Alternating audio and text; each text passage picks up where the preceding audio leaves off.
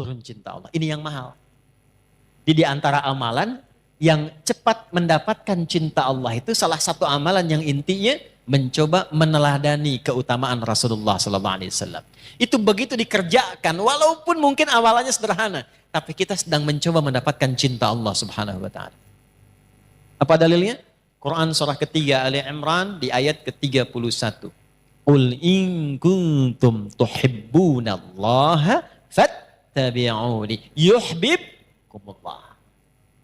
Katakan Muhammad, viralkan kepada umatmu, siapa yang serius mencintai Allah, buktikan cintanya dengan mengikuti petunjuk Nabi Muhammad SAW. Ikuti kebiasaannya. Bukan hanya sholatnya, awas. Sholatnya seperti sholat Nabi, bagus. Akhlaknya kayak Nabi enggak?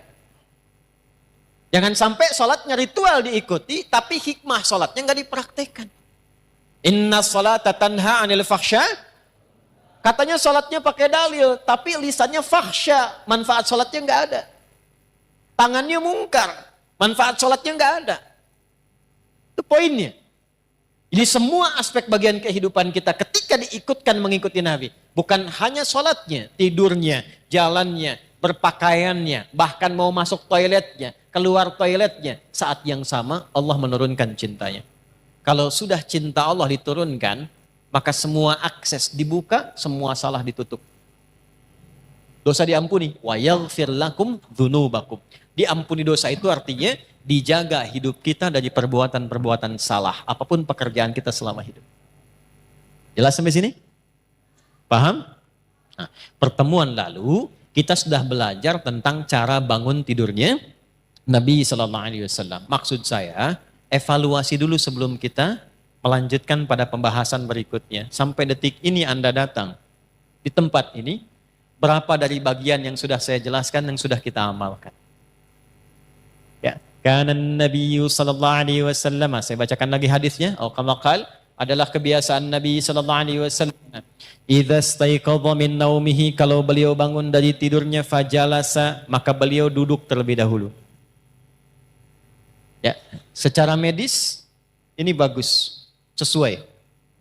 Jadi jangan langsung bangun, langsung lari ke kamar mandi. Sempoyongan jatuh antum. Ya, duduk dulu tenang. Tapi niatkan bukan sekedar duduk. Bukan karena medis mengatakan itu baik. Bukan. Karena Nabi ngasih contoh. Itu poinnya. Kemudian, وَمَسَحَ بِيَدِهِ مِنْ أَثَرِ نَوْمِهِ. Dia gunakan bagian tangannya yang bersih untuk menghilangkan bekas ngantuknya. Jadi walaupun bangunnya setengah dua, duduk dulu. Kan dalam duduk itu yang tenang kadang-kadang kan masih begini, ya. Apa bahasa Jepangnya? Nundutan, gitu ya. Ya, kadang kan masih begini kan, begitu sadar udah jam 2. Dan itu belum sadar penuh. Jadi bukan langsung baca doa. Doa itu dipanjatkan dalam keadaan sadar. Bukan masih ngantuk. Maka sunnah yang kedua, hilangkan dulu bekas ngantuknya dengan tangan yang diduga bersih. Jelas? Baru setelah itu, faqara'a khawatima Ali Imran. Membacakan 11 ayat terakhir surah Ali Imran. Ya, baca di situ, dibacakan dengan lisan, difahami dengan pikiran, diniatkan dengan hati untuk mengamalkan. Kita sudah bahas di pertemuan lalu, intinya menyusun kurikulum hidup di hari itu, dunia sampai akhiratnya. Kan spiritnya begitu ya? Bagi yang baru bergabung, lihat lagi episode yang sebelumnya. Jadi nggak ada orang Islam bangun tidur yang nggak punya agenda, nggak ada begitu. Standar orang Islam itu bangun sudah punya agenda, hari itu mau ngapain. Bangun tidur apa yang mau saya kerjakan. Jam 5 apa yang saya lakukan. Nanti subuh jamaah di mana, zuhur jamaah di mana, asar jamaah di mana, meeting jam berapa, bagaimana ngatur cara rapat itu yang tidak bertabrakan dengan waktu sholat. Bagaimana ngatur pekerjaan yang nanti dalam saat yang bersamaan masih bisa murajaah, misal. Diatur. Orang Islam tuh begitu. Nah, jadi apa yang kita bahas di pertemuan lalu seharusnya sampai sekarang diwujudkan oleh kita. Tidak ada kita bangun dari tidur kecuali kita punya program yang terukur. Sampai pulang. Innaka la tukhliful mi'ad. Sampai pastajab, sampai istiqomah di ayat ke-200-nya. Turunkan. Kan pernah saya sampaikan. Kalau mau bikin kurikulum, turunkan dulu surganya. Maksud surga itu ayat-ayat surga yang berbicara tentang tujuan kita. Nih contoh, surga kan ada 8 tingkatannya. Dari 8 itu, antum mau masuk dari yang mana? Dulu sahabat begitu. Nanti baru jadi profesi. Contoh begini nih. Yang pengen masuk surga Firdaus misalnya angkat tangan. Angkat aja nggak apa-apa ya, namanya berharap kan. Dah, bagus. Dah, ngangkatnya begini aja, nggak usah begini, nggak usah. Gini. Dah, awas, jangan bawa-bawa politik ke sini, kita lagi ngaji, ya. Keluar. Gak boleh, gini. Dah, yang pengen masuk surga Aden siapa? Baik. Pertanyaan saya bukan itu. Tahu nggak kurikulumnya apa? Tuh. Pengen masuk surga Firdaus, amalannya apa? Sifatnya apa? Nah caranya begini, sahabat tuh diajarin Nabi begini. Kamu pengen ke Firdaus, turunkanlah karakteristik surga Firdaus, amalannya apa? Nanti turunkan ke bumi, profesi apapun jangan tinggalkan amalan itu.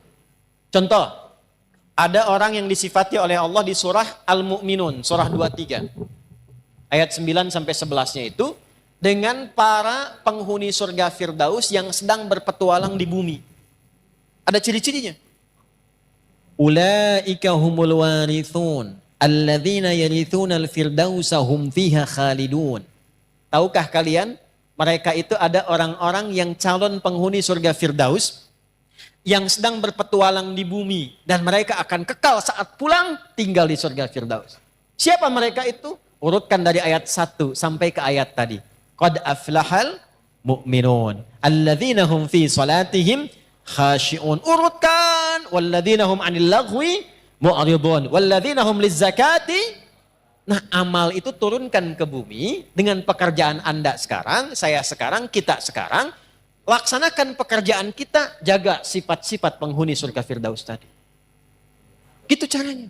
Nah, itu kurikulum dihadirkan, diingatkan setiap bangun dari tidur. Sunnahnya baca itu. Itu maksudnya. Jadi bukan sekedar dibaca. Karena agama ini bukan cuma bacaan, tapi pemahaman dan amalan. Al-iman wal amal, al-qira'ah wat tilawah. Qira'ah itu baca, tilawah itu paham. Orang yang baca, qori. Ya, makanya ketika qori baca, cuman baca. Untuk memahamkan, di samping ada yang terjemahan. Ya? Yang terjemahan itu namanya siapa? Sari tilawah. Karena yang pertama kali menerjemahkan Busari, Sari tilawah. Kalau Pak Sabil, Sabil tilawah. Mungkin ya. Arabnya itu tilawah saja, tidak pakai sari. Tilawah maksudnya baca, pahami, amalkan. Cuma mungkin di kita yang pertama kali menerjemahkan namanya Busari. Maka disebut Sari tilawah. Itu maksudnya. Dah, sekarang sudah selesai. Urutannya begini. Urutannya sudah bangun, sadar, siap kurikulum, baru berdoa. Alhamdulillahilladzi ahyana ba'dama amatana wa ilaihin. Perhatikan korelasi kurikulum tadi dengan doa yang kita bacakan. Dikhawatirkan baca itu bagus tapi nggak tahu artinya. Padahal itu komitmen. Terima kasih ya Allah yang telah memberikan saya kesempatan untuk menjalani hidup hari ini. Mungkin saja engkau wafatkan aku dalam tidur bila sesuai ajal. Terima kasih engkau berikan aku kesempatan lagi beraktivitas. Perhatikan. Wa ilaihin nusyur. Dan aku berjanji untuk cari bekal lebih baik di hari ini sebagai persiapan kembali kepadamu. Balik ditanya persiapannya apa? Ayat tadilah yang kita keluarkan sebagai kurikulum. Supaya minta persetujuan dari Allah agar dimudahkan, dilancarkan. Kalau kerja karirnya naik, kalau mengawali dibimbing supaya tidak berbuat maksiat, tak perlu nyogok, menyingkirkan, menyungkurkan orang lain, tak perlu berbuat dan merendahkan orang lain. Kemudian kalau punya masalah diselesaikan, kalau diganggu ditolong oleh Allah. Maka sejak bangun itu dicontohkan oleh Nabi. Kalau sudah punya rencana, sudah berdoa, kerjakan amalan ini. Apakah amalan itu? Kita teruskan hadisnya. Halo? Thumma dhahaba ila shinnin mu'allaqah. Kemudian Nabi memberikan contoh pergi ke tempat tertutup fatawadda, lalu berwudu. Wudu. Wudu sudah pernah saya contohkan di fikih sholat dulu ya. Tidak perlu diulang lagi di sini. Sehingga nanti teman-teman yang baru bergabung lihat episode sebelumnya. Ada tambahan yang suami istri sudah bergaul, kemudian mandi terlebih dahulu. Dan saya sudah bikin video khusus tentang mandi janabah. Ya, bahkan saya praktekkan masih pakai baju tuh bersih dengan air itu ya. Silahkan dicek, itu sudah saya tunjukkan. Sekarang amalan apa setelah wudhu itu yang saat kita mengamalkannya dibawalah kurikulum tadi, dimintakan kepada Allah kemudahan dan segalanya. Yang hebat saat itu dikerjakan langsung Allah jamin 4 hal yang tidak diberikan kepada orang bahkan muslim, bahkan orang beriman, mengerjakan sholat 5 kali dalam sehari, menunaikan zakat, mengerjakan umrah, melakukan haji, rajin puasa, tapi tidak mengerjakan amalan ini, tidak mendapatkan 4 keutamaan ini. 4 keutamaan itulah didapatkan di Quran dulu, dalilnya pakai Quran dulu. Quran surah ke-17 Al-Isra di ayat 79 sampai dengan ayat 80-nya. Saya bacakan cepat. Wa minal laili fatahajjad bih nafilatan laka. 1. Asa an yab'athaka rabbuka maqaman mahmuda. 2. Wa qur rabbi adkhilni mudkhala sidq. 3. Wa akhrijni mukhraja sidq. 4. Waj'alni min ladunka sultanan nasira. Lihat kaitannya dengan kurikulum tadi. Saya agak cepat nguraikannya begini ya. Sebentar. Waktu kita terbatas, tolong fokus dengan baik ya. Belakang kelihatan ini? Ah ya, kelihatan. Belum saya tulis udah kelihatan. Imannya kuat banget belakang tuh. Ah, ini saya urutkan ya, diagramnya begini. Bangun. Bangun tidur. Siapa yang bilang tadi itu? Mau tidur, tidur lagi. Mau tidur doa. Kan sudah Nabi ini. Bangun tidur. Ya. Duduk. Hilangkan bekas ngantuk.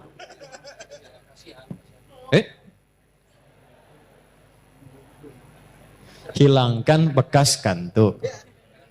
Kemudian setelah itu siapkan kurikulum. Ini dibaca tuh begini. Ada di ilmu psikologi, kalau kita ingin menguatkan diri itu, katakan dengan lisan kita. Katakan, supaya makin kuat. Itu ilmunya dipakai diantaranya oleh Korea untuk menyusul Jepang. Di Korea itu anak-anak kecil dulu yang dari TK-TK itu, kalau mau masuk sekolah atau bikin sesuatu, dia katakan harus lebih dari Jepang, harus lebih dari Jepang. Jadi Jepang misalnya bikin Honda, dia bikin Hyundai. Ya Hyundai saya tahu bahasanya dibacanya Hyundai. Ya, apa saja Jepang masuk Piala Dunia, Korea mesti masuk. Ya, apa saja dibuat. Nah itu dikatakan Jepang lebih dulu.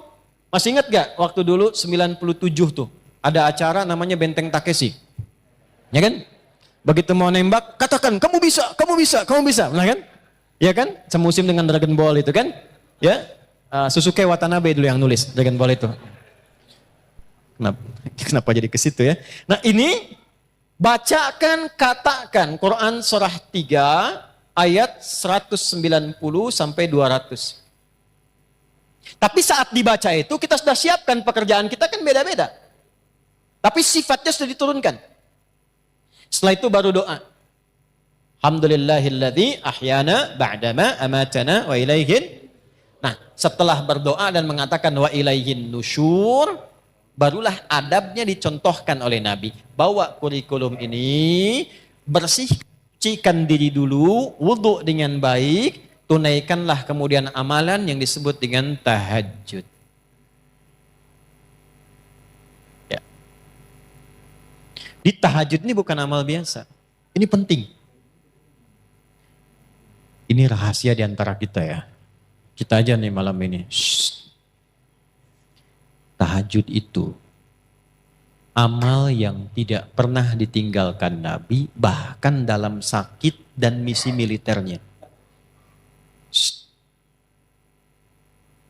Nabi dikonfirmasi oleh Sayyidah Aisyah radhiyallahu taala anha, dalam sakit pun itu masih memaksakan tahajud walaupun sampai duduk. Bengkak kaki masih tahajud. Kesaksian beberapa sahabat menjelang misi militer karena diserang harus bertahan. Maka yang terjadi apa? Semua bersiap, berbaris, ada yang lihat semua tidur kecuali Nabi di bawah pohon masih tahajud. Masih tahajud. Ulama kemudian meriset, dicari Apa sebetulnya pentingnya tahajud ini? Sampai Nabi itu ngasih contoh, sampai nanti ada komen dari sahabat-sahabat terdekat Nabi, bahasa kitanya begini, kalau kita masih mampu, jangan tinggallah kemudian. Apa keistimewaan tahajud ini? Pentingnya apa? Di Islam tuh runtut semuanya. Saya langsung cepat dulu. Orang-orang yang datang membawa kurikulum hidup. Lalu dia menunaikan malamnya tahajud. Ingat, saya belum bicara fikih ya. Kalau fikih itu cuman membahas tentang sholatnya saja. Enggak terkait dengan ini pun Anda sholat, sah sholatnya. Tapi kalau kita menginginkan hikmah, ada keberkahan di balik tahajud yang terkait dengan kehidupan kita, pahami ininya dulu. Kalau ngajinya enggak begini, enggak masuk. Jelas ya? 1. Asa ayyab'athaka rabbuka maqaman mahmuda. Orang yang konsisten, ingat konsisten. Ya, bukan malam ini tahajud, besok tidak. Besoknya tahajud, besoknya tidak. Kenapa kamu begitu? Ah, saya melihat ada puasa Daud, mungkin ada tahajud Daud juga gitu kan. Itu tidak demikian. Dia jaga tiap malam, maka satu, Allah akan angkat derajatnya. Kalau di dunia itu karirnya atau pekerjaannya, kalau di akhirat itu tingkatan surganya. Maqaman mahmuda, di tempat terbaik yang orang pun semua memahami dia memang layak. Contoh, karir. Ada orang pengen dapat jabatan nyogok? Ada yang menyuap? Ada enggak orang sudah dapat jabatan tapi orang lain nyoal? Dia enggak layak di situ, ada? Amalan ini membimbing pelakunya, apapun pekerjaannya, diangkat oleh Allah ke tempat tertinggi dan orang semua paham, pantas memang dia ada di situ. 1. Jelas? Dan 2, ini yang menarik. Wa qur rabbi adkhilni mudkhala sidqin. Perintah dari Allah, katakan, Rabbi adkhilni mudkhala sidqin. Ya Allah, bimbing hamba mengawali aktivitas ini dalam bimbinganmu dengan cara yang terbaik. Orang yang rajin tahajud, pekerjaannya dibimbing Allah. Insya Allah. Ya. Ada orang skripsi dibimbing dosen pinter banget. Rumah tangga dibimbing. Seakan-akan gak punya masalah. Begitu ada masalah, di tiap masalah. Bukan gak punya masalah. Kadang-kadang masalahnya banyak, sama. Antum jangan kira seorang kiai, ustadz kayak saya nggak punya masalah. Banyak masalah. Apa nggak banyak tuh? Ya. Kalau kita tidak mendekat kepada Allah, tidak bangun komunikasi, tidak tersambung, nggak mudah. Nggak mudah. Jadi kiai itu nggak mudah. Nggak bisa pensiun. Ya. Nggak boleh menyembunyikan ilmu. Ngajar nggak boleh cari dunia. Nggak boleh saya mikirin amplop. Doa-doa besar nih, kalau tebal itu sahih. Kalau tipis, dhaif. Tipis tapi banyak, sahih li ghairihi. Gak ada. Gak boleh bicara tarif, gak boleh minta-minta begitu, ikhlas kalau mengajar. Jangan menyembunyikan. Yang paling repot tuh begini, kalau disampaikan, ente ngamalkan. Jadi kalau saya misalnya sekarang pandai nasihati, tidak mengamalkan, itu dicela oleh Allah. Afala ta'qilun, otak kamu di mana kata Allah. Dan gak bisa pensiun. Itu kalau gak bangun komunikasi, tersambung dengan Allah dengan cara yang baik, tidak mudah. Yang keempat, waj'alli min ladunka sultanan asyara. Dilindungi oleh Allah. Allah langsung yang lindungi. Bisnis, jangan dikira teman-teman itu berjalan begitu saja. Ada persaingan. Kadang-kadang Anda yang pasang tender begitu dapat, orang lain yang ngambil. Ada begitu? Ada, Al-Baqarah 155 isyaratnya. Ada yang tiba-tiba dijegal, ada yang tiba-tiba begini begitu. Ini dekati amalannya. Jadi begitu kita menunaikan tahajud, bukan persoalan detilkan sekarang, bukan. Kurikulum kita apa nih kegiatannya? Antum pekerjaan apa? Di kebun, di sawah, bertani, berkantor, jualan, dagang. Ini kan kurikulumnya. Susun sampai akhirat, tunaikan tahajud, minta sama Allah dalam sujud. Karena itu di Al-Insan ayat ke-26 dikonfirmasi di ujungnya, wasabbihu lailan tawila. Sujud, tasbih, minta yang panjang supaya kurikulum yang disusun ini dimudahkan oleh Allah dengan 4 sifat ini. Kalau belum sanggup bangun, ya Allah, itu disindir lagi di Quran surah 73 itu. Ya ayyuhal muzammil, duhai yang sedang enak pakai selimut. Qumil laila illa qalila. Kamu pengen lancar, pengen senang, pengen mudah, pengen bahagia, tapi kamu jauh dariku. Aku aja dibegitukan. Tuh. Nisfahu awi qusbinhu qalila. Gak usah panjang-panjang. Ini manhaj nanti. Begini cara menunaikannya. Sedikit aja, walau 2 rakaat. Walau witirnya 1 rakaat. Tunaikan dengan ikhlas. Bacakan surat Al-Ikhlas kalau terasa panjang. Misalnya, yang paling menarik tuh begini. Lihat poinnya, lihat poinnya. Ini yang paling menarik. Allahu Akbar. Innalaka fin nahari sabahan tawila. Kamu ini menarik kata Allah. Siangnya sibuk cari dunia. Malamnya terlelap dengan selimut. Cita-cita masuk surga, amalan belum cukup. Bangun dong, tuh, bangun. Jadi kalau ditanya apa manfaat tahajud dan apa hubungannya dengan doa saat bangun tidur, ini korelasinya. Bacanya, kadang-kadang di satu ayat tuh berhenti diulang-ulang terus untuk mendapatkan feel-nya. Sehingga kesan yang tampak itu kalau baca ayat misalnya tentang neraka itu nangis. Tentang siksa, ancaman, nangis. Ya, tentang janji kebaikan berharap yang dalam. Nah, mendapatkan feel itu bagaimana? Itu yang coba kita turunkan. Sampai ujungnya nanti kapan Nabi selesai tahajud, berapa jaraknya ke subuh. Sampai di situ bahasan kita. Nah, kita mulai tahap pertama dulu untuk merencanakan persiapan tahajudnya. Langsung diambil dari katanya tahajud. Asalnya dari kata apa? Ya, tahajud asalnya dari apa? Ya Allahu a'lam, ya. Gak usah ngarang ya. Baik, nanti belajar namanya ilmu sorof. Ilmu sorof itu untuk mentasrif dari fasik. Qama yaqumu, jalasa yajlisu, akala yakulu, taba yatubu yutuban, ya. Fasbaka yu Facebooku bukan. Nah, ini dah. Tahajud, ya. Nih cepatnya tahajud. Dari kata tahajjada ya tahajjadu. Ini waktunya makin mepet, mau habis, tintanya pun makin tipis. Ya. Tahajjada ini. Tahajjada asalnya turunkan lagi dari kata hajada. Tambah ta di depannya, tambah tasydid sebelum akhirnya. Ya, tambah ta di depannya, tasydid sebelum akhirnya. Ini penting bahasan ini. Ya. Ini jadi satu materi yang kami bahas di disertasi. 30 juz kita kaji tentang keutamaan-keutamaan bahasa dalam Al-Quran. Langsung sini. Hajada asalnya adalah bangun setelah beristirahat terlebih dahulu. Singkatnya, tidur dulu baru bangun. Jadi untuk tahajud itu didahului oleh tidur. Kalau tidak tidur, langsung misalnya begadang, malamnya menunaikan sholat, maka sifatnya tidak disifati dengan tahajud. Disifatinya dengan nama umum, namanya qiyamul lail. Jelas? Sholatnya disebut dengan sholatul lail. Karena itu tarawih, karena bisa dikerjakan setelah isya langsung, bisa dikerjakan tanpa tidur, bisa dikerjakan di malam hari, maka disifatinya dengan sifat lail, qiyamul lail. Man qama ramadhana imanan wah tisaban. Baik. Ini didahului dengan tidur dulu. Tidur aja walau sejenak.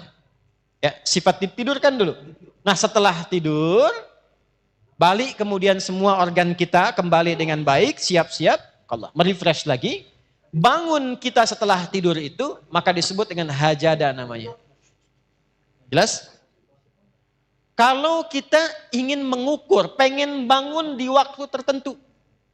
Misal, saya ingin bangunnya, kalau 1:30 terlalu awal, saya ingin 2:30 misalnya.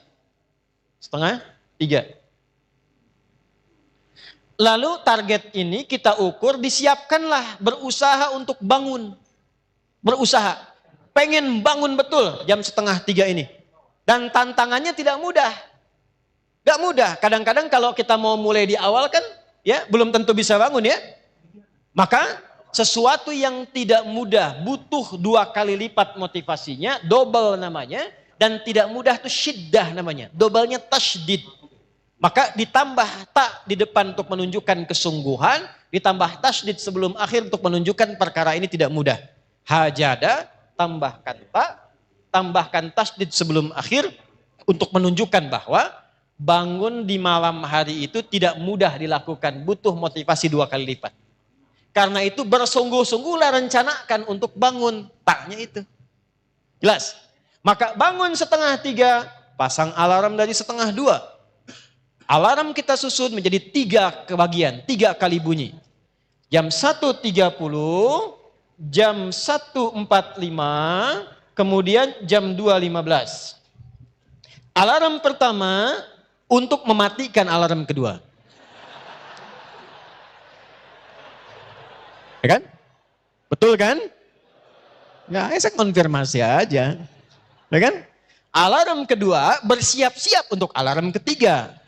1/3 sadar, belum 1/2 sadar. Makanya jaraknya saya agak panjangin dikit. Ya kan? Nah begitu ini sudah mulai ke alarm ketiga, warning, 15 menit lagi kalau saya nggak bangun terlambat. Ya, itulah tak. Serius, sungguh-sungguh. Mematikan alarm kedua itulah tasydid. Memang nggak mudah. Ya, karena keistimewaannya banyak. 4. Kalau hadiahnya cuma power bank nggak akan begini. Cuman karena banyak keistimewaannya ditantang. Nggak semua orang bisa bangun. Ya, kalau tidak semua orang itu bisa mengerjakannya, artinya pahalanya tidak biasa. Ya, Shalla bil laili wan nasu niyam. Bangun malam sedangkan banyak orang masih tidur. Kata Nabi, komennya begitu. Komen Nabi itu, makanya nggak mudah. Kalau semua orang mengerjakan, bisa. Kenapa tarawih itu ringan? Karena banyak orang mengerjakan. Kenapa Ramadan ringan? Karena semua orang puasa yang beriman. Tapi ketika mengerjakan tahajud, apakah semua orang bangun malamnya? Belum tentu. Di rumah 5 orang, yang 4 mungkin tidur. Anda sendiri yang bangun, motivasi belum tentu ada. Ya, tahajud call-nya yang bunyi, tahajudnya enggak. Misal ya. Kenapa? Karena tidak mudah. Jelas? Maka bagian pertama, kalau memang ingin menunaikan tahajud untuk menyambungkan agenda kita, berusaha dengan sungguh. Siapkan dulu. Doa, minta. Sebelum tidur. Sekarang alhamdulillah handphonenya bagus-bagus. Saya 97 berarti 27 tahun yang lalu ya. 27 tahun yang lalu itu kan belum ada handphone-handphone begini. Saya mau bangun malam itu Pak, nanya sama guru saya, Ustadz, saya nggak punya alarm kayak teman-teman yang lain di pesantren. Gimana supaya saya bisa bangun malam? Guru saya mengatakan dengan kalimat yang lembut dari hatinya, nah, minta sama Allah. Minta sama Allah. Dan betapa baik Allah sama saya. Minta jam 2, 1:30 udah dibangunin. Nah, betul, dari situ saya tanamkan pada hati saya minta. Dia boleh punya alarm, saya punya Allah. Nah, kalau sudah ada kalimat itu enak Pak, punya Allah. Gak akan iri dengan rezeki orang lain karena kita punya Allah. Alhamdulillah dia dapat rezeki, Allah tambah kekayaannya. Semoga itu jadi amanah. Saya punya Allah yang telah mencukupkan kebutuhan saya. Alhamdulillah dia naik pangkat. Alhamdulillah semoga amanah. Saya dijaga oleh Allah untuk di posisi ini karena ini yang bisa saya lakukan. Punya Allah. Ya Allah kok dia beli kulkas lagi ya. Pasang tuyul kayaknya dia tuh. Wow. Nah, beda tuh. Ya. Nah ini yang harus dilakukan pertama kali. Siapkan dulu. Kalau sudah siap, rencanakan. Nabi memulainya seperti apa? Karena tahajud nanti dibagi pada 3 bagian. Kelas pemula, beginner. Intermediate pertengahan, advance. Kelas ketiga. Yang sudah menikmati tahajudnya. Kalau saya ingin memulai, jangan langsung ngambil kelas advance. Besoknya nggak tahajud lagi. Ya, ambil yang pemula dulu. Berapa jumlah rakaatnya? Apa yang dibacakannya? Dalilnya apa? Hadisnya apa? Prakteknya bagaimana? Bagaimana kejadian di masa nabinya? Keluarkan supaya kita punya motivasi. Tapi sebelum ke situ, tempel di dinding. Ini saya latihan tahajud, ditulis, tempel di dinding. Adi Hidayat, pengen tinggi derajat, nggak bangun malam. Tulis bawahnya. Adi Hidayat, berapa sudah soleh, pengen dimudahkan, nggak mendekati Allah, kamu siapa? Tulis, tempel di dinding. Jadi motivasi. Sekarang sudah enak pakai alarm. Alarmnya pun kan bisa merekam suara kita kan. Bangun, bangun, bangun. Kita sendiri yang bilang itu. Ayo kiamat sudah dekat, bangun, kan? Ya kan? Ya, kiamat sudah dekat, nikah masih telat, jodoh belum terlambat. Ya, misalnya, bangun suara kita aja supaya terasa kita di situ. Paham? Nah, untuk tahapan-tahapan berikutnya, berapa jumlah rakaat, bagaimana susunannya, insya Allah kita akan teruskan di pertemuan yang berikutnya. Oke? Insya Allah, tolong DKM, panitia diingatkan saya ya, pertemuan berikutnya saya bawa catatan untuk dibagi. Atau nanti kita upload, teman-teman bisa download dari situ. Jadi langsung nanti masing-masing bisa bawa ke handphonenya masing-masing tentang materi-materi yang kita bahas. Sepakat ya? Insya Allah ya. Baik, baik. Jadi itu yang bisa kita dapatkan dari pelajaran malam hari ini. Karena tadi saya harus tepati waktu dan kita mengatur untuk ke Bakahuni. 1. Kalau sudah dapat ilmunya, berdoalah pada Allah untuk dibimbing mengamalkannya. 2. Sibukkan memperbaiki diri. Sehingga dengan kesibukan itu kita tidak banyak menyoal diri orang lain. 3. Jaga persatuan, jaga kebaikan, jangan saling terpecah belah. Ya, apalagi situasi seperti saat ini, tolong jaga kekompakan, ketertiban, kebaikan, sehingga insya Allah negeri ini dirahmati oleh Allah Subhanahu Wa Taala. Ya, jaga semuanya dengan baik. Sudah. Kita akhiri dengan doa kifaratul majlis karena waktunya terbatas untuk menunaikan salat Isya. Semoga kita diberkahi semuanya dalam kebaikan insyaallah. Subhanakallahumma bihamdika asyhadu an la ilaha illa anta nastaghfiruka wa natubu ilaik wa akhiru da'wana alhamdulillahi rabbil alamin. Assalamualaikum warahmatullahi wabarakatuh. Assalamualaikum warahmatullahi wabarakatuh. Alhamdulillahi rabbil alamin. Segala puji bagi Allah Subhanahu wa Ta'ala yang telah melimpahkan kepada kita begitu banyak nikmat. Nikmat iman, nikmat Islam, nikmat kesehatan, serta kesempatan untuk menuntut ilmu dan mendekatkan diri kepadanya. Solawat serta salam semoga senantiasa tercurah kepada junjungan kita, Nabi Muhammad SAW, kepada keluarga beliau, para sahabat, serta seluruh umatnya yang istiqomah mengikuti sunnah beliau hingga akhir zaman. Jamaah sekalian yang dirahmati Allah, sebelum kita mengakhiri kajian yang sangat berharga ini, mari kita mengambil beberapa pelajaran penting yang telah disampaikan oleh Ustadz Adi Hidayat. Dalam kajian ini, kita diingatkan bahwa salah satu jalan tercepat untuk meraih cinta Allah Subhanahu wa Ta'ala adalah dengan meneladani Rasulullah SAW dalam seluruh aspek kehidupan. Bukan hanya dalam ibadah sholat, tetapi juga dalam akhlak, tutur kata, kebiasaan sehari-hari, hingga adab-adab kecil yang seringkali dianggap sepele. Kita juga belajar bahwa seorang muslim tidak seharusnya menjalani hari tanpa arah dan tujuan. Rasulullah SAW mengajarkan agar setiap kali bangun tidur, kita memulai hari dengan kesadaran, mengingat Allah, membaca ayat-ayat Al-Quran, lalu menyusun agenda kehidupan yang tidak hanya berorientasi pada dunia, tetapi juga mengantarkan kita menuju kebahagiaan akhirat. Hidup yang terencana dan terarah akan menjadikan waktu yang Allah berikan lebih bernilai dan penuh keberkahan. Selain itu, kajian ini mengingatkan kita tentang keutamaan luar biasa dari sholat tahajud. Ibadah yang tidak pernah ditinggalkan oleh Rasulullah SAW ini bukan sekedar sholat malam biasa, melainkan sarana untuk mendekatkan diri kepada Allah Subhanahu wa Ta'ala, memohon pertolongannya, serta mendapatkan berbagai keutamaan yang agung. Di antaranya adalah diangkat derajatnya oleh Allah, diberikan bimbingan dalam menjalani kehidupan, dimudahkan berbagai urusannya, serta mendapatkan perlindungan dari Allah dalam menghadapi berbagai ujian dan tantangan hidup. Yang tidak kalah penting, Kita juga diingatkan bahwa ilmu tidak cukup hanya didengar dan dipahami. Ilmu harus diwujudkan dalam bentuk amal nyata. Karena ukuran keberhasilan seorang muslim bukanlah seberapa banyak ilmu yang dimiliki, melainkan seberapa banyak ilmu tersebut diamalkan dalam kehidupan sehari-hari.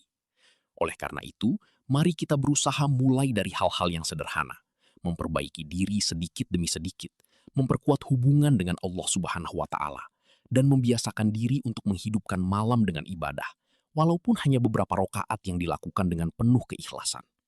Semoga Allah Subhanahu wa Ta'ala memberikan kepada kita kekuatan untuk mengamalkan ilmu yang telah kita pelajari hari ini, menjadikan kita hamba-hamba yang dicintainya, memudahkan segala urusan kita, serta mengumpulkan kita kelak di surga terbaik bersama Rasulullah Shallallahu Alaihi Wasallam.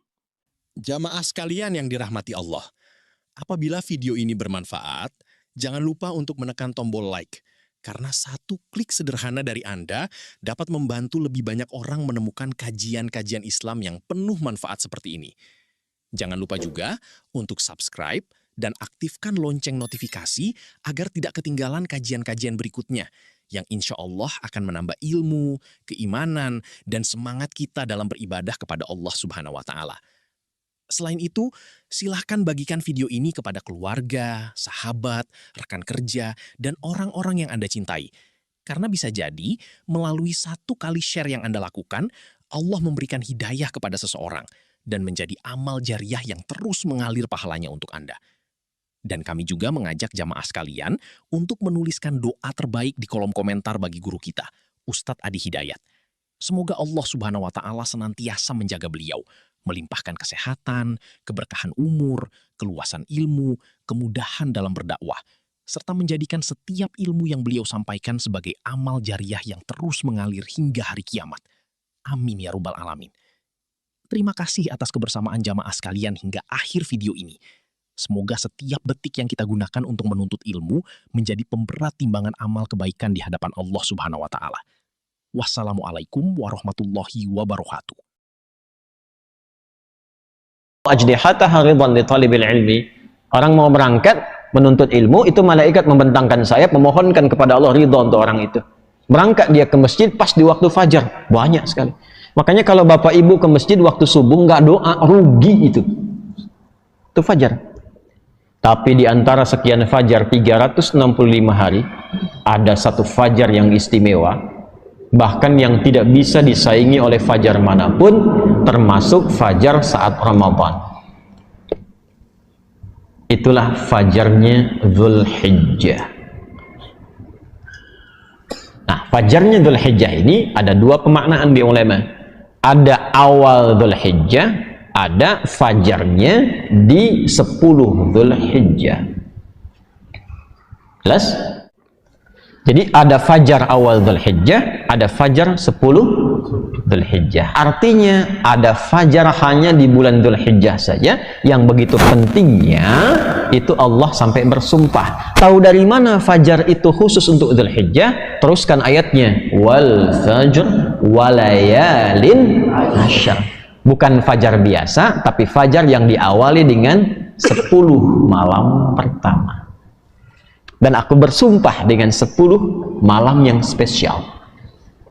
Ada yang mengartikan 10 malam akhir Ramadan, tapi ada yang mengkhususkan 10-nya itu untuk Dzulhijjah. 10 pertama bulan Dzulhijjah. Ya, karena ada fajar di hari ke-10-nya yang nggak ada di Ramadan.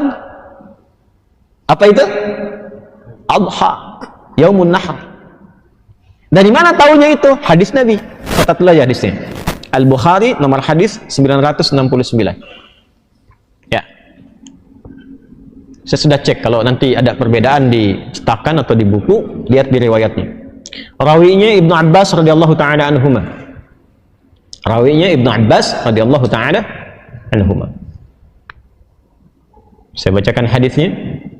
Qala Rasulullah sallallahu alaihi wasallam. Rasulullah sallallahu alaihi wasallam pernah bersabda untuk mengingatkan umatnya. Perhatikan kalimatnya.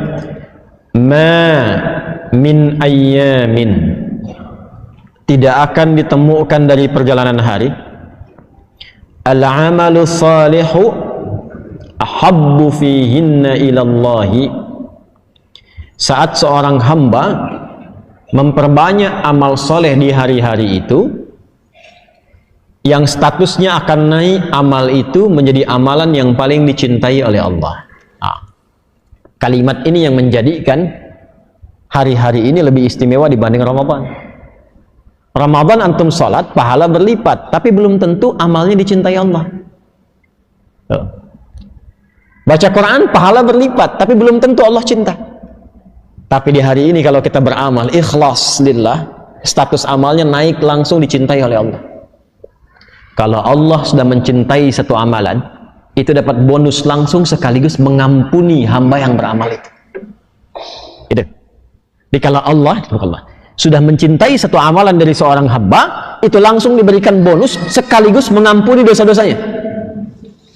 Itu rumusnya ada di Quran surah ketiga ayat 31. Qul in kuntum tuhibbunallaha fattabi'uni yuhibbukumullah wa yaghfir lakum dzunubakum. Katakan Muhammad SAW, kalau kalian serius mencintai Allah, katakan pada umatmu, kalau serius mencintai Allah, maka mendekatlah kepada Allah lewat jalan yang ditunjukkan oleh Rasulullah. Makanya syahadat kita itu terangkai, asyhadu an la ilaha illallah wa asyhadu anna Muhammadan Rasulullah. Ini nggak usah aneh-aneh. Salatnya ikut bagaimana Rasulullah contohkan. Salamnya assalamualaikum warahmatullahi wabarakatuh, itu yang contohkan Nabi, bukan salam yang aneh-aneh. Ya, hindari dosa besar. Zina nggak bisa ditebus dengan uang. Ya, nggak usah aneh-aneh. Jadi diikuti apa yang dicontohkan oleh siapa? Rasulullah. Kita konsisten melihat seperti yang Nabi contohkan. Makanya Nabi itu utuh contohnya, bukan cuma di sholat. Semua utuh dari Nabi itu, dari ujung kepala sampai ujung kaki. Ada bab tentang melihat. Pernah kita dengar tuntunan Nabi tentang melihat? Ada bab tentang bicara, ada bab tentang mendengar, ada semua. Dan wujudnya eksis, ada itu. Dan total. Di rumah tangga, Nabi berumah tangga. Nabi Isa nggak bisa jadi contoh di rumah tangga karena nggak nikah. Nabi Isa nggak bisa jadi contoh berbuat baik pada ayah karena lahirnya tanpa ayah, ibu saja. Nabi Muhammad itu lengkap semuanya ada. Bahkan ketika ditemukan keluarga misalnya, ya, yang ada masalah di dalamnya seperti Abu Lahab, ada contohnya juga. Bagaimana cara mendakwahinya? Itu lengkap semua. Karena itu disebut uswah. Ya, Quran surah 33 itu ayat 21, laqad kana lakum fi rasulillahi uswatun hasanah. Uswah itu keteladanan yang kalau diteladani jadi teladan lagi. Itu uswah. Makanya semua yang meneladani Rasulullah itu pasti jadi teladan. Pasti itu. Walaupun statusnya bukan sahabat, bukan tabi'in. Sahabat yang hidup dengan Nabi, meneladani Nabi, namanya sampai sekarang dikenang. Jadi baik semua. Padahal sebelum ikut Nabi, kenal Nabi, tapi nggak ikut Nabi. Itu jelek perilakunya. Ada yang jelek. Coba cek Umar bin Khattab. Coba cek Khalid bin Walid. Sebelum ikut Nabi. Bagaimana perilakunya? Setelah ikut Nabi, bahkan kita kenang dan kenal sampai sekarang, semua kebaikannya saja. Yang nggak ikut Nabi tetap viral dengan keburukannya. Abu Jahal. Kalau saya sebut nama itu, yang terbayang apa? Jahal. Kan? Tapi kalau sebut Abu Bakar, Umar bin Khattab, yang dikenang semua kebaikannya. Ali bin Abi Thalib. Lewat generasi pindah, Abu Hanifah, Imam Malik, Imam Syafi'i. Pindah terus sampai yang istiqamah mengikuti Nabi dari kalangan-kalangan misalnya pengajar, ulama, al-ulama warathatul anbiya. Baik kan? Sepanjang ikut Nabi, ulama lisannya lembut. Ya. Fatwanya menenangkan, mengarahkan pada kebaikan, itu jadi teladan. Jangankan itu, ikut satu aja bagian. Lisannya kah, pandangannya kah, telinganya kah, itu demi Allah saya katakan jadi teladan. Itulah Rasulullah. Nah, kalau sudah dicintai, diikuti Nabi, cinta Allah turun. Yuhibbukumullah wa yaghfir lakum dzunubakum. Langsung dosanya digugurkan oleh Allah sebesar apapun. Nah, ada 10 hari, yang 10 hari itu Allah mengobrol cintanya untuk semua hambanya.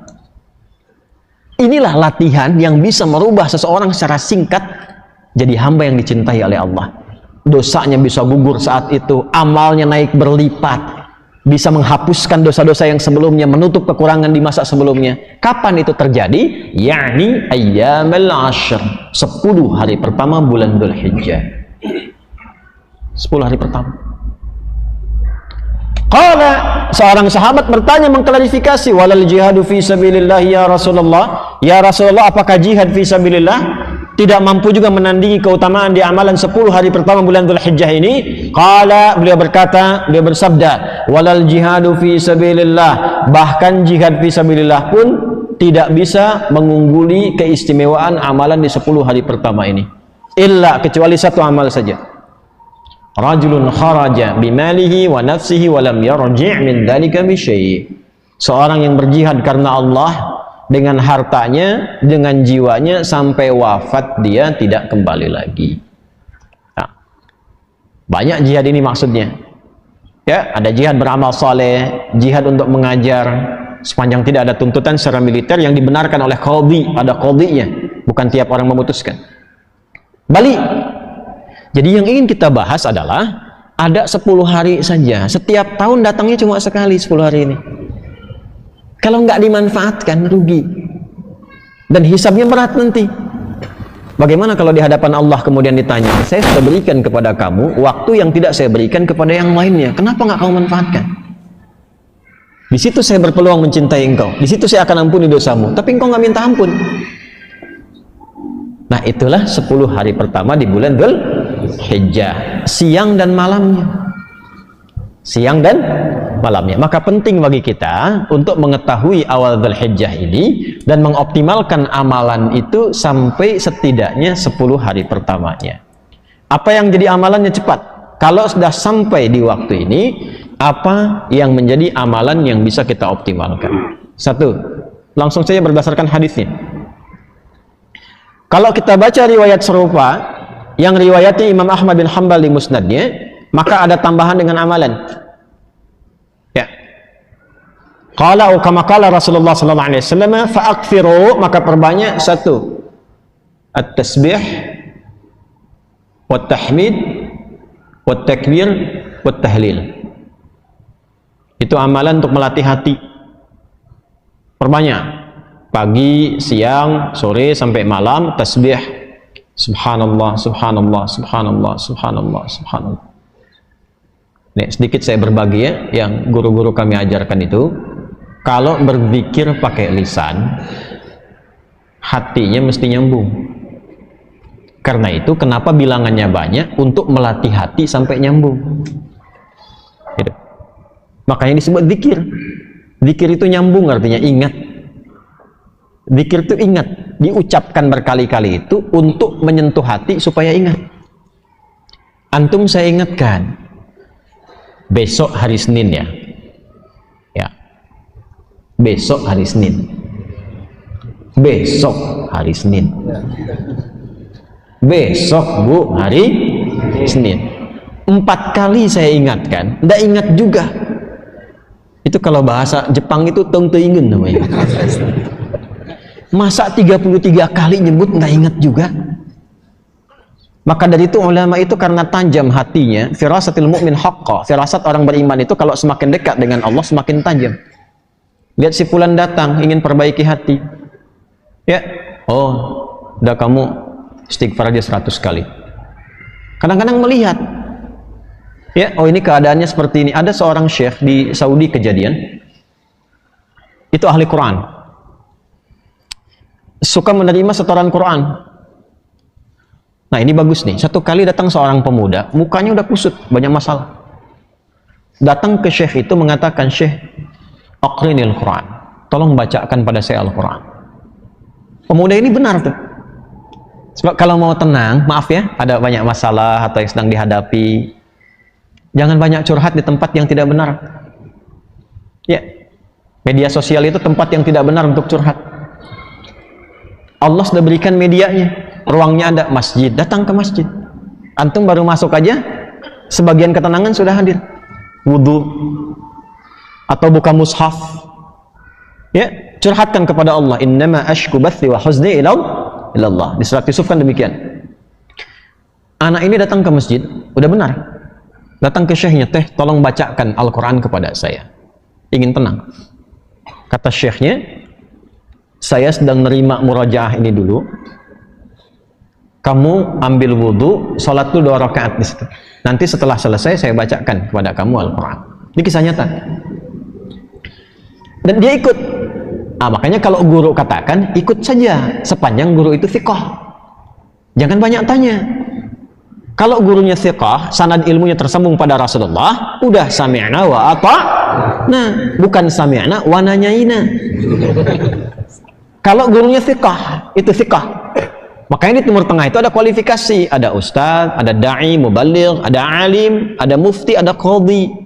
Kalau mufti sudah ngasih fatwa, jangan ditanya, itu aib. Apalagi ilmunya nggak nyampe. Ya, cuma problemnya kan di kita disebut ustadz semua. Sehingga sulit bedakan mana yang thiqah, mana yang tidak thiqah. Tapi kan kelihatan dari kapabilitasnya, latar belakangnya macam-macam. Kalau ada orang thiqah, ikuti. Itu diikuti wudhu beliau, langsung ke bagian terdepan sholat, saf depan. Nah, si guru ini ketika melihat itu, sengaja agak dilamakan tuh yang merojaah, tambah lagi, sampai 30 menit. Ya, begitu selesai si pemuda itu sholat 2 rakaat, dan dia menunggu sambil baca Quran, dia baca, dipanggil oleh syekhnya setelah selesai. Ta'al ya. Begitu datang, sekarang sudah selesai, saya ingin bacakan pada engkau Al-Quran. Apa kata anak muda itu? Sudah syekh, saya sudah merasa enak sekarang, terima kasih katanya. Tidak jadi dibacakan Quran, langsung pulang. Muridnya penasaran, syekh apa yang terjadi? Perhatikan baik-baik, jaga kalimatnya ya. Perhatikan baik-baik. Saya melihat ketika dia datang, itu rohnya sedang lapar. Rohnya sedang lapar. Ini bahasa majaz maksudnya. Karena saat masuk tadi mukanya itu kusut, tapi begitu dia sholat baca Quran, datang lagi mukanya sudah cerah. Kelihatan. Orang kan kalau punya beban dengan tak punya beban dari wajah kelihatan kan? Ya. Jawabannya sederhana. Saya melihat rohnya sedang lapar. Nah, di tubuh manusia itu kan ada 3, ada fisik, ada akal, ada roh. Masing-masing butuh makanan. Fisik, makanan pokok. Ya, habis ini misalnya ada sarapan berjamaah, kalau ada, misal. Nah, itu untuk fisik. Untuk fisik. Ya. Ada yang untuk akal, itu ilmu. Iqra bismi rabbikal ladzi khalaq. Afala yanzuruna ilal ibili kaifa khuliqat, atau afala yatadabbarunal Quran. Ngaji, belajar itu untuk akal. Tidak dipakai akalnya, tidak diberi makan, tidak belajar, tumpul. Itu pusing juga. Kalau ada orang sehari nggak belajar, itu tumpul, itu pusing itu. Makanya kalaupun tidak belajar, Allah tanamkan di telinga dan matanya supaya mendengar dan melihat, supaya ilmunya terisi. Jadi mendengar itu ada pengetahuan, melihat itu ada ilmu. Anak-anak jangan diperlihatkan yang tak penting, Bu, karena jadi ilmu awal untuk dia. Orang tua bicara kasar, terdengar anak ditiru karena ilmu dari situ. Yang pertama diberi itu pendengaran. Setelah itu tajam penglihatan. Apa yang dilihat, yang didengar, itu yang jadi ilmu. Nah, kita yang sudah baligh menyiapkan waktu ngaji seperti ini. Tapi kalau anak-anak tuh mendengar. Saya waktu malam Jumat tuh masih ngisi itu offline. Itu pernah 1 kali mengajar, ada anak jalan. Tuh bahagia mereka. Itu dunia anak-anak memang begitu. Jalan, ngobrol, naik ke pintu, bangku didorong-dorong, gitu kan? Anak-anak ya, ingat, anak-anak tuh. Itu dunianya nggak apa-apa, nggak apa-apa. 1 kali orang tuanya mungkin melihat, wah ini khawatir mengganggu ke yang lain. Bagus orang tuanya. Dibawa keluar. Begitu mau dibawa keluar, saya bilang tunggu sebentar. Tunggu. Biar aja dulu, karena saya tidak merasa terganggu. Biar dulu. Boleh jadi orang tua yang menyimak pun, maaf, yang ditangkap tidak lebih banyak daripada anak itu yang kelihatan bermain. Saya tanya anaknya, dia mampu mengulang apa yang saya sampaikan. Yang bapaknya belum tentu bisa. Dari situ masuk ya tuh. Ilmu masuk dari situ. Nah, seperti halnya fisik butuh makanan, akal butuh makanan, ini roh pun butuh makanan.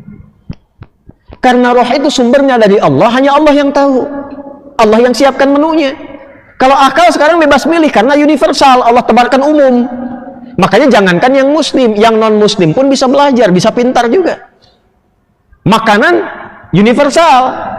Jangankan yang beriman, yang tak beriman pun makan juga secara fisik. Tapi roh ini nggak bisa dicari.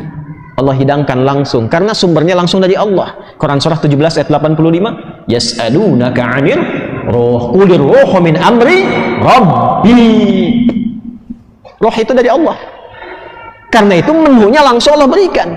Itulah menu yang terkumpul dalam ibadah. Sholat, baca Quran, itu semua itu kebutuhan roh. Ini kalau nggak sholat, gelisah rohnya. Cari terus gitu. Meditasi apa macam-macam, cari. Karena nggak dapat bagiannya. Syekh itu mengatakan, itu rohnya sedang lapar. Begitu diberikan makanannya, kembali sehat. Tuh. Demikian. Maka ada waktunya kita mengembalikan. Coba 10 hari ini tata lagi.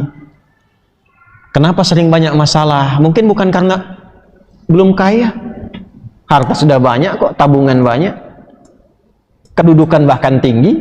Kenapa masalahnya nggak pernah tuntas? Mungkin jiwanya yang belum mendapatkan bagiannya. Hubungannya dengan Allah yang belum diperbaiki. Takwanya yang masih kurang.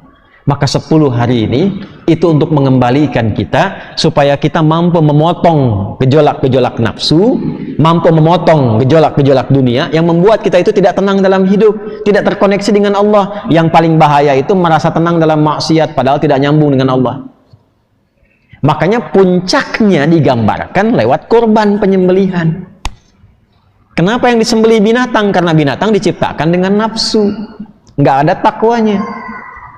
Yang diciptakan dengan takwa tanpa nafsu itu malaikat. Makanya malaikat nggak kenal salah. La ya'sunallaha ma amarahum wa yaf'aluna ma yu'marun. Quran surah 66 ayat yang ke-6. Makanya malaikat nggak ada pernah salah. Pernah dengar malaikat Jibril korupsi ayat? Nah, binatang itu nggak punya takwa, punyanya nafsu saja. Maka binatang itu nggak kenal benar. Kenalnya salah saja. Dalam perbuatan, walaupun dia dalam aktivitasnya itu dia berzikir.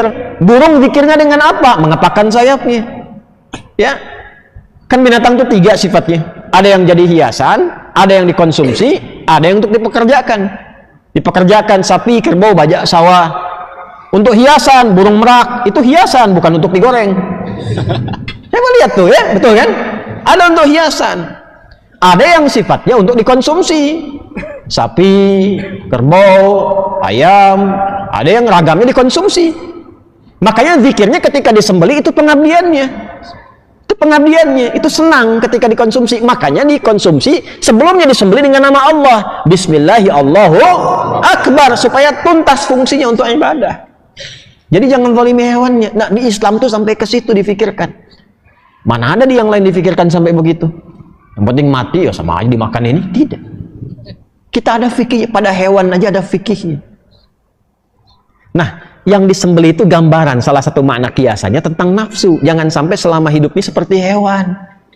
Kerjaan cuma makan, minum, tidur. Makan, minum, tidur. Itu hewan. Kita ini hamba yang dihisab. Itu mesti dikurangi sifat hewaninya tuh. Sampai minimalisir, sampai yang muncul takwanya. Itulah sebabnya latihan 9 hari supaya hari ke-10-nya saat disembelih, kan hari 9 kita puasa kan? Yang nggak haji itu. Yang haji di sana koreksi diri di padang Arafah, lempar nafsunya dengan jamarat sehingga ketika pulang bersih hatinya. Yang di sini kita 9 hari itu usahakan mendekat pada Allah, banyak istighfar, banyak tasbih, banyak tahmid, takbir, tahlil. Setelah itu puasa puncaknya hari ke-9 membersihkan hati. Makanya orang yang berhasil puasanya dibebaskan dari dosa oleh Allah. Ya, siyamu yaumi arafata, puasa Arafah itu menggugurkan dosa setahun berlalu dan setahunnya akan datang. Nah, yang dimaksud setahunnya akan datang itu menjaga dari dosa karena hatinya sudah bersih. Bukan dijamin gugur dosanya ketika dia berbuat dosa, jangan salah kesimpulan. Dijamin diampuni dosa setahun berlalu. Wah, pulang dari masjid sendal orang di bawah. Dosa itu, udah puasa Arafah. Bukan begitu. Di esensi dia lulus hari ke-9 itu hatinya sudah bersih.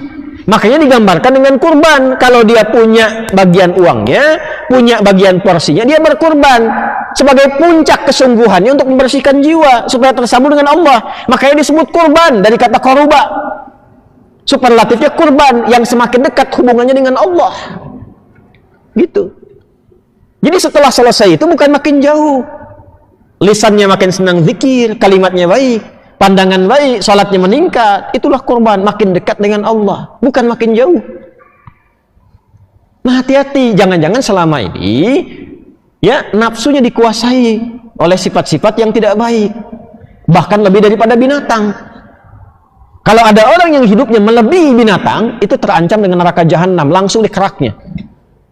Ya, itu Quran surah 7 ayat 179. Walaqad dara'na li jahannam katsiran minal jinni wal ins. Lahum qulubun la yafqahuna biha wa lahum a'yunun la yubsiruna biha wa lahum adhanun la yasma'una ulaika kal an'ami bal hum adall. Ada yang lebih daripada binatang ternak, hidupnya dikuasai oleh jiwa-jiwa nafsu, lebih daripada binatang. Sapi, tahu sapi? Sapi, Pak, tahu? Apa makannya? Sapi makan rumput. Manusia ada yang makan aspal. Aspal jalan tuh dimakan sampai jalannya rusak tuh. Korupsi. Sapi masih makan rumput, manusia makan aspal. Cicak cuman merayap di mana? Di dinding. Cicak gak bisa merayap lagi karena dindingnya habis sama manusia. Hati-hati. Ya. Nah, maka dari itu awal Dzulhijjah ini kita diminta oleh Allah Subhanahu wa Ta'ala, oleh Rasulullah SAW untuk sadar diri. Jangan-jangan selama ini ada banyak maksiat yang pernah dikerjakan, masih ada peluang untuk bertaubat. Walaupun itu sebagai dosa besar, sepanjang ajal belum tiba, cepat taubati. Dekati Allah Subhanahu wa Ta'ala. Jadi nyambung semua dari bacaan salat subuh tadi. Saya tidak pernah janjian dengan Ustaz Amiruddin untuk imami tadi. Tidak tahu saya. Tahu-tahu yang dibaca surat itu, ayatnya itu nyambung dengan apa yang kita bahas. Jangan bebal dengan taubat, jangan abai sampai hati mati. Ya, kalau sudah hatinya mati susah nanti. Alam ya'ni lil ladzina amanu an takhsha'a qulubuhum li dzikrillah wa ma nazala minal wa la yakunu kal ladzina utul kitaba min fatala 'alaihimul amadu faqasat qulubuhum. Kalau sudah dapat hidayah, kata Allah di surat Al-Hadid, hadid itu besi. Besi sekuat-kuatnya masih bisa lunak. Hati antum itu bukan dari besi, masa nggak bisa lunak? Hah? Batu itu sekeras-kerasnya masih bisa tasbih, masih bisa pecah kalau mendengar asma Allah. Makanya keluar air. Ada air terjun macam-macam dari batu itu mendengar asma Allah itu pecah itu. Keluar. Ini bab iman ya. Bab iman. Kalau mau ditelusuri pakai akal silahkan. Ya. Silahkan. Kok bisa? Karena keluar air. Siapa yang perjalankan air di situ, Joni? Kok bisa masuk ke situ? Kok bisa keluar? Nah, dibacanya pakai iman, maka turunlah ayat-ayat untuk menyentuh iman. Al-Baqarah 74. Tsumma qasat qulubukum min ba'di dzalika fahiya kal hijarati aw ashaddu qaswa wa inna minal hijarati lama yashaqqu fa yakhruju minhul ma wa inna minha lama yatafajjaru minhul anhar. Batu aja yang keras itu kalau mendengar asma Allah bisa pecah, bahkan bisa mengeluarkan air dan bermanfaat. Antum tuh batu itu, ya kalau kita lihat kerasnya luar biasa, tapi hati kita itu kan bukan dibuat dari batu. Masa batu yang keras saja masih bisa lembut mendengar asma Allah? Hati Anda yang dicipta tidak dari batu, kenapa tidak bisa tersentuh? Ada apa itu? Nah, ternyata maksiat itu bisa membuat hati keras melebihi batu. Waktunya yang paling ideal bertobat diantaranya itu 10 hari pertama bulan Dzulhijjah. Karena pada saat itu rahmat Allah diturunkan, ampun ditebarkan. Ya, kalau ada orang masih belum mampu untuk menyebut asma Allah dan beristighfar di waktu itu, kita doakan. Makanya doakan secara terbuka. Allahumma ighfir ummata Muhammad sallallahu alaihi wasallam. Allahumma arham ummata Muhammad sallallahu alaihi wasallam. Allahumma aslih ummata Muhammad sallallahu alaihi wasallam. Allahumma farrij ummata Muhammad sallallahu alaihi wasallam. 4 ini baca. Biasakan baca. Insyaallah kalau kita biasakan, itu berpeluang besar mendapatkan syafaat di sisi Allah Subhanahu wa Ta'ala. Apa syafaat? Dari mana taunya? Bukan lu taati itu. Itu ada ilmunya. Ada riwayat yang tersambung sampai di bab yaumul hisab. Jadi ada dua sahabat, dua orang. Yang satu menzalimi kawannya. Ya. Zalimi gitu. Sampai dihisab di hari kiamat. Yang satu pengen nuntut pada Allah. Yang namanya sahabat itu kan pasti walaupun ada masa-masanya bertengkar, tapi ada kan periode yang baik-baiknya yang dikenang.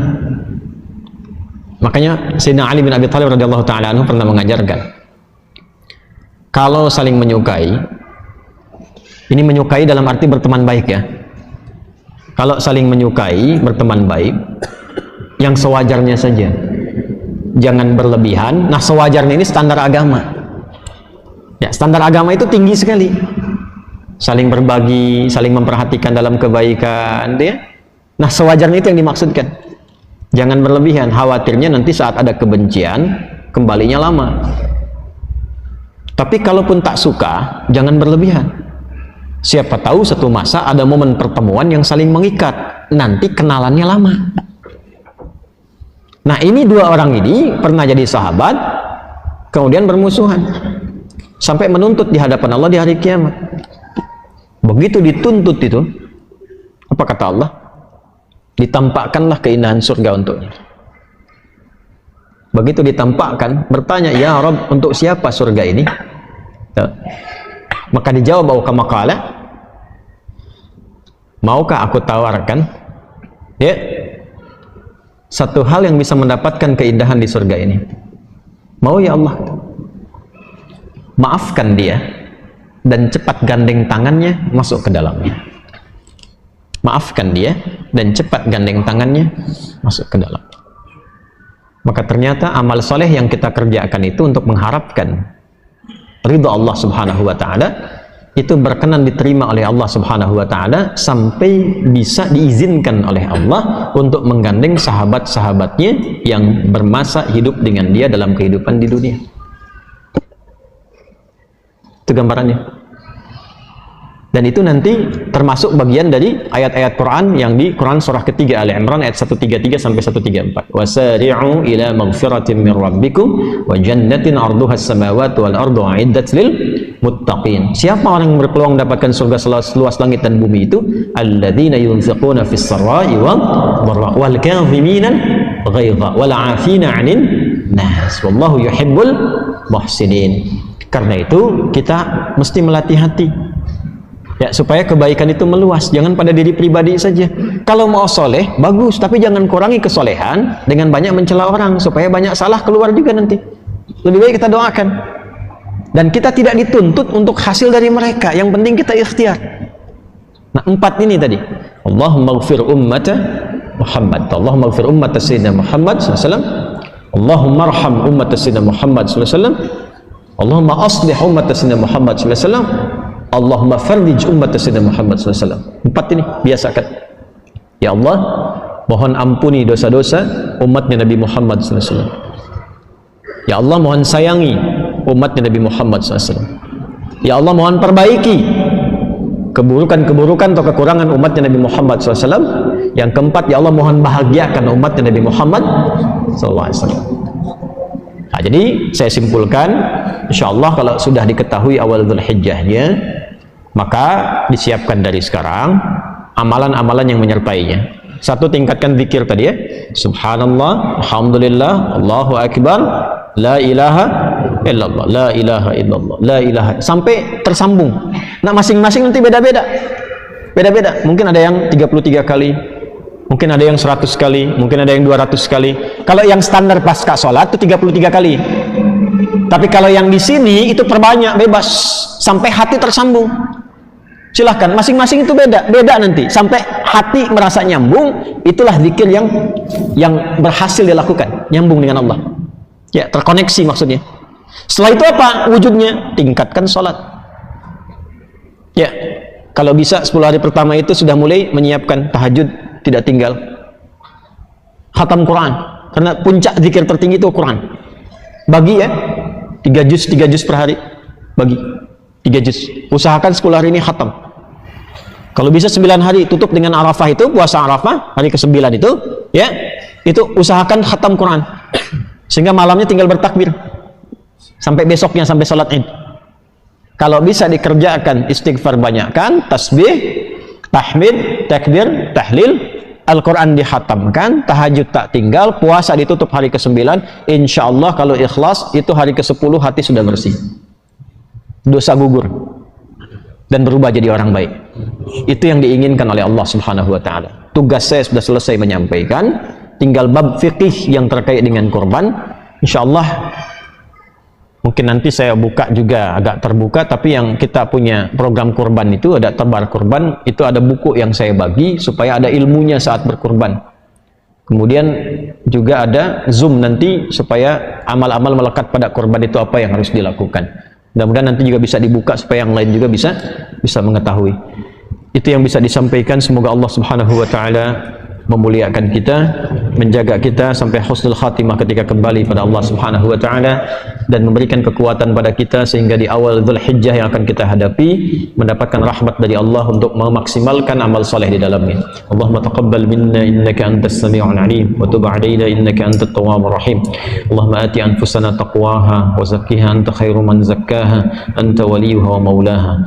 Allahumma aslih ya Allah ummat sayyidina Muhammad sallallahu alaihi wasallam waghfir ummat sayyidina Muhammad sallallahu alaihi wasallam. Allahumma arham ummat sayyidina Muhammad sallallahu alaihi wasallam wa farrij hamma ummat sayyidina Muhammad sallallahu alaihi wasallam. Rabbana atina fid dunya hasanah wa fil akhirati hasanah wa qina adzaban nar. Sallallahu alaihi wasallam Muhammad wa ala alihi wa sahbihi ajma'in wa akhiru da'wana subhanakallahumma wa bihamdika asyhadu an la ilaha illa anta nastaghfiruka wa natubu ilaik. Walhamdulillahi rabbil alamin. Assalamualaikum warahmatullahi wabarakatuh.